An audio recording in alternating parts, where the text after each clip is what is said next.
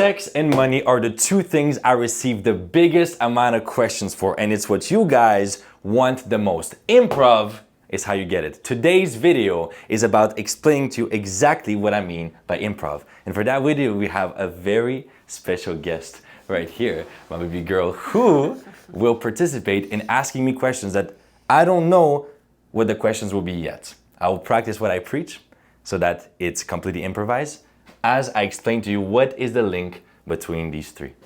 Thank you very much. I can't wait to ask you. You ready? Let's get it. Okay. So my first question for you is, what is even improv for someone like me who just, I don't know, maybe your people are already been watching your videos, but I just want to start with what is improv? What is even improv? What is even improv?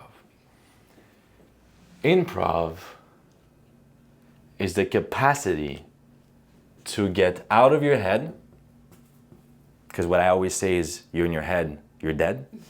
Get out of your head and into what I call the infinite intelligence of your consciousness. Now we're getting deep immediately, but what I always tell people, what I always ask people is, are you the one? Is your little mind the consciousness that created, as I can see out here, out of the office, there's houses, there's a forest. Are we the ones who created the miracle of nature? Are we the ones who, with our little thoughts, were able to create all that we see around us? No. It was something much, much deeper. It was an intelligence that is much, much deeper. And so no matter what you can possibly come up with in your head, in your thoughts, will be so irrelevant, will shrink into irrelevance compared to what you can come up with if you tap into the infinite intelligence of your consciousness. That is how I see improv.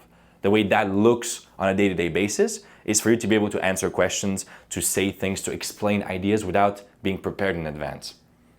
Why do people think it has nothing to do with their wallet and with their sex life? And with their sex lives. Ooh, some good shit.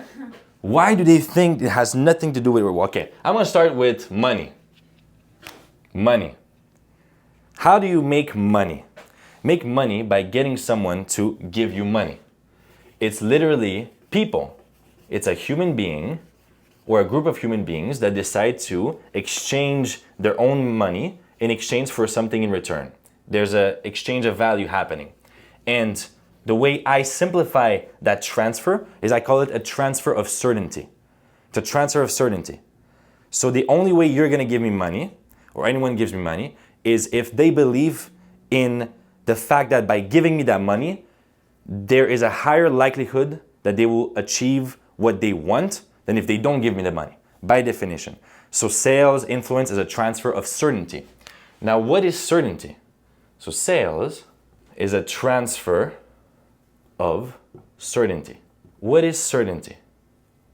What is authority? What is leadership? Is the capacity to deliver under pressure and under uncertainty. If someone is able to only deliver with a script, with preparation, and as soon as someone asks them a question that they're not prepared for, immediately they are shaken, they lose frame, they don't know what to say, then you lose your trust. An expert is someone that can come up with an answer no matter what, in any circumstance, under pressure, no preparation, no sleep, no food, and they can still show up and still deliver. This is what makes an expert. That's how people earn our trust. That's how you earn my trust too, baby. Yes, exactly. That was a personal example. And the more you're able to deliver by improvising, the more you earn your own trust and your own respect, because I believe self-image is built on proof. Confidence is built on proof. Prove that you are who you say you are. So if you're talking about, I'm an expert, I'm someone that can help you, or the more you can do that over and over again in any circumstance, the more you're going to believe, yeah, that's true. That's why I can show up today And there's no way I would have imagined that the first question would be, what's improv? Like, I'm assuming we already know what that is, but I'm still like, yeah, I'm open to whatever question it is, and I know I'll be able to deliver. So that's for the money side of things. Now for the sex side of things. People believe that what women are looking for, and guys are stuck in these ideas, so listen carefully, that what women are looking for are things such as money, status, looks. What else do you hear? Performance. Performance. What else do you hear women around you? Or men Ego. think that that's what women want? Ego, power. Power, that's a good one. Power is important. But what do all of these things point towards? This is what I always ask people. Do women really want the money? Do they really want the status? Do they really want a man who looks good? Or do they want what that means on a deeper level? And what that means on a deeper level, the way I conceptualize that, is that all of these point to one and only thing, which is resourcefulness. Resourcefulness. Money is only a symptom of resourcefulness. Status is a symptom. Looks, if you take care of your health, you're gonna look better. Performance, power, strength. All of these are a symbol of resourcefulness. And what is resourcefulness? It's the ability to create what you want with what you have. So essentially what the woman wants, at the simplest root of it all, is getting what she wants. So being with a man that can provide what she wants under any circumstance, under any moment in her different moods that come and go, the capacity to provide what the woman wants. There's a moment she's gonna want safety, there's a moment she's gonna want adventure, there's a moment she's gonna want to be seen. And so for a man to be resourceful means a man can provide under any circumstance. There's a sense of being bigger than any circumstance, than any situation. That's what frame is. Because when you think about it, resourcefulness, what is resourcefulness? The capacity to provide under any circumstance. What is the most resourceful energy? What is the ultimate resourcefulness in life and in the universe? You guys can guess? Try to take a guess while I erase all of that. What is the ultimate resourcefulness? God itself. Omnipresent, the ultimate frame, the ultimate creator, the ultimate provider, the ultimate protector. So the closer you are to God, the more resourceful you are. The more resourceful you are as a man, the more attractive you are. Now remember at the beginning I was talking about getting out of your head and into what? Into the infinite intelligence. What is the infinite intelligence? God. Y'all are seeing the full circle here?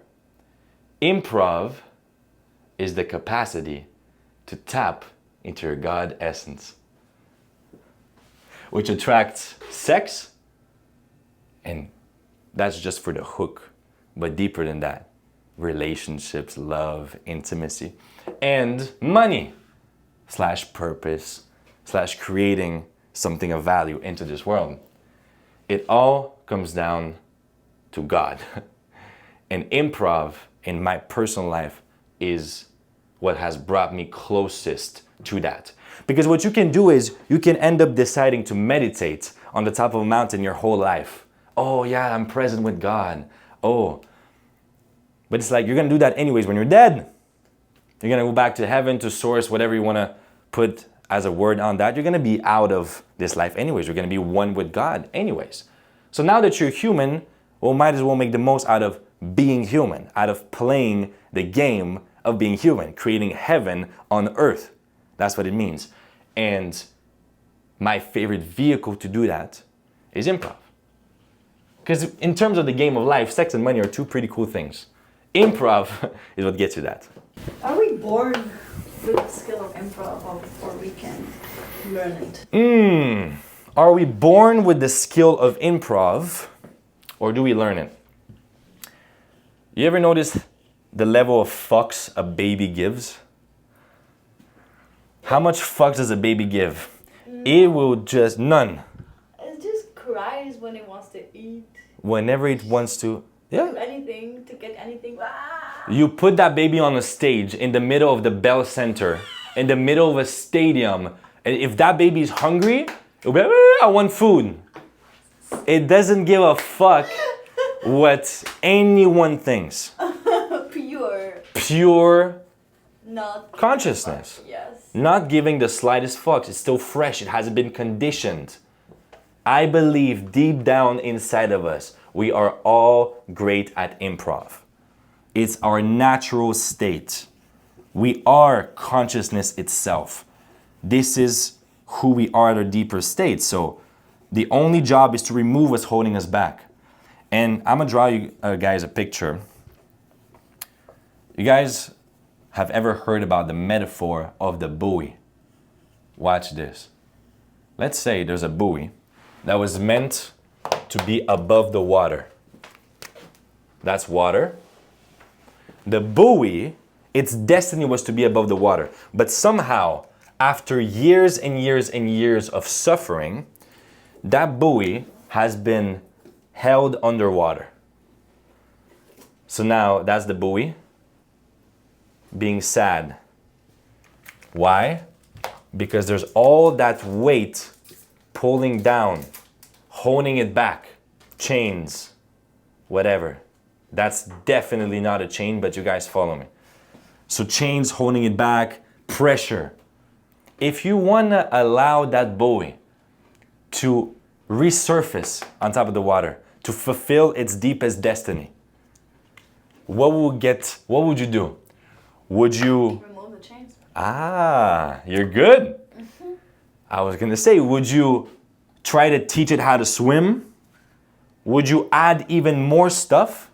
Or just remove what's... So unlearn, actually. Yes. Would So you just remove? My question should be, are we born with it or should we unlearn? What should we unlearn is my question. What should we unlearn? Because then that buoy, when there's nothing holding it back anymore, is happy. That buoy didn't need to do anything. It was destined to be above the water. It just needed to remove what was holding it back. Now, how do we remove what's holding us back? By the way, guys, and my love, what do you think is the only thing by definition that can hold us back? The only thing. It literally always comes down to that. Oh, fear. Ah, my baby's smart. You guys gotta get yourselves a smart woman. Fear. Fear is the only thing that could possibly hold us back. The only thing. Why do I say this? Every single one of you guys has at least one person in your life that you feel comfortable enough with to fully be charismatic, to like you're making jokes, you're improvising, all of it. It's not a skill issue. As soon as you get in front of the camera or you get in front of a crowd, now you're all shrink. Is it a skill issue or is it a pressure tolerance issue? A fear tolerance issue? What is it? I believe the quality of our lives is the quality of a relationship with pain. It's how you deal with the pressure, it's how you deal with the fear, it's how you deal with the pain that determines the quality of your life. So you want to learn improv? Well, guess what? You get your ass in situations that suck, in situations that terrify you. And yet you still survive. So now you have one added proof. Okay, I did fine. Now you do it again. Now you do it again. You gamify it. You get closer to people that are already doing it. You create community out of it. That's why I created Born to Speak. This is the whole point of Born to Speak. The live workshops where you guys get to participate in front of people. I get to challenge you. If you want to join, it's free. The link is in the description. It's literally all about pressure tolerance. And what I always tell people, let's say you want to learn how to speak to women. Let's say you want to approach one woman you find cute at the library or at a networking event. What are you gonna do? If you wanna be good at approaching one woman, then how about instead of practicing approaching one woman, you approach 3 at a time. A group of 3 beautiful women having fun, No, they're laughing and then boom, you're alone, you go and you approach them. What about learning to tolerate that level of pressure so that then when you come back to one woman, it's easy shit. It's easy shit because now your baseline increased. You pushed your baseline so high that when it falls back, now it's higher than what it was. This is the idea. This is how I structure all of my trainings. It's exposure, exposure, exposure, immersion. If you want to learn a new language, what are you going to do? Open little Duolingo, 15 minutes per day, or being dropped in the middle of a country that only speaks that language. And there's no other way for you to survive other than speaking that language. You're going to learn much faster with immersion. So immersion, proximity to people that are already living by these standards, which raises your baseline. And last but not least, I believe it doesn't take 10,000 hours to master a new skill. It takes 10,000 iterations. Feedback, speed of feedback. You can compress time when you get quality feedback. That's why I initially started joining workshops, improv workshops. That's why I was into code approach, so that I can practice that skill of being free socially, of allowing myself to, under pressure, be able to deliver. That's why when I open a camera, I don't give a fuck. I really want to know, how does improv make two people in a relationship go from just having sex to having a great sex life? Such a good question. Two people in a relationship. How does improv make two people in a relationship go from having sex to have an amazing sex life? What is the enemy of a good, lasting sex life? A rich, lasting sex life. What is the enemy of that? Resentment. That's one. What else? I'll speak for women. Yeah.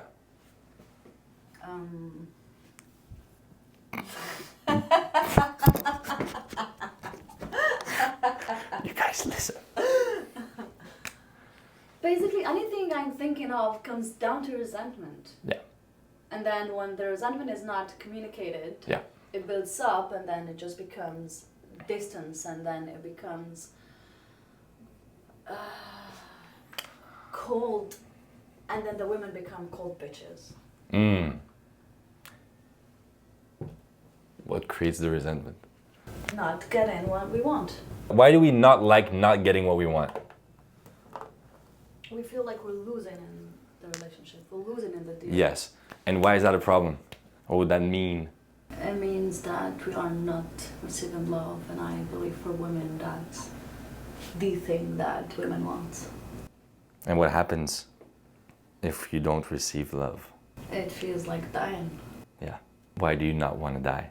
You're afraid that not getting love means if you're not loved, you're going to be rejected, you're going to be alone. If you're alone, you're going to die. That's how we've been conditioned through tens of thousands of years of evolution. Resentment, anger,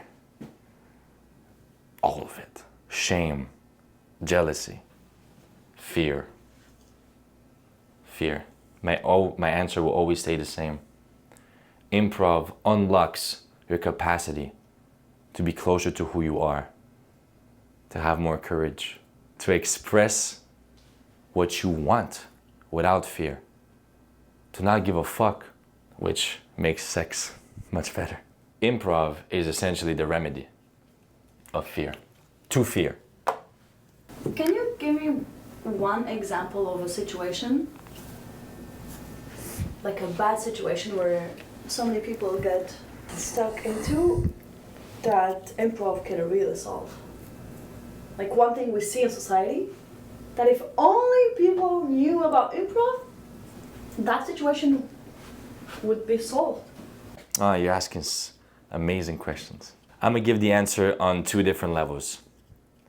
The psychological level is cognitive dissonance. I believe it's gonna solve cognitive dissonance. What that really means is it's gonna solve people wearing masks. That's what it's gonna solve. People running around, performing, trying to pretend they're someone they're not. Trying to live based on an image of themselves they have created in their mind. So now their whole lives is about being afraid of losing that image, and then you get stuck in your own prison of trying to maintain that image. Improv is the opposite of that. Improv is removing anything holding you back from being who you really are, which very often God has created you in a way where that is much better than anything you could have possibly created in a mental prison of your mind. Cognitive dissonance is one of the most painful experiences for a human being on a psychological level. That is exactly why people get married and then few years in, they don't recognize the other person when the other person just started becoming themselves because they couldn't hold them out. Yes, yes. And I made that mistake a lot in my previous relationships. You want to be seen in a certain way, then you're seen in that way. Person is attracted to you for that, and then you get tired. You get tired of needing to maintain that because it's not you who wants to keep being fake. No one. God didn't design us that way. And now you're like, I cannot even maintain that fake image. I cannot even fucking do it anymore. And all of a sudden the person's like, well, wait a minute. That's not why I joined this relationship. That's not what and fair enough. Fair enough. So improv is this capacity to, oh my Lord, let go. And it's so liberating. There's so much release. Literally just be.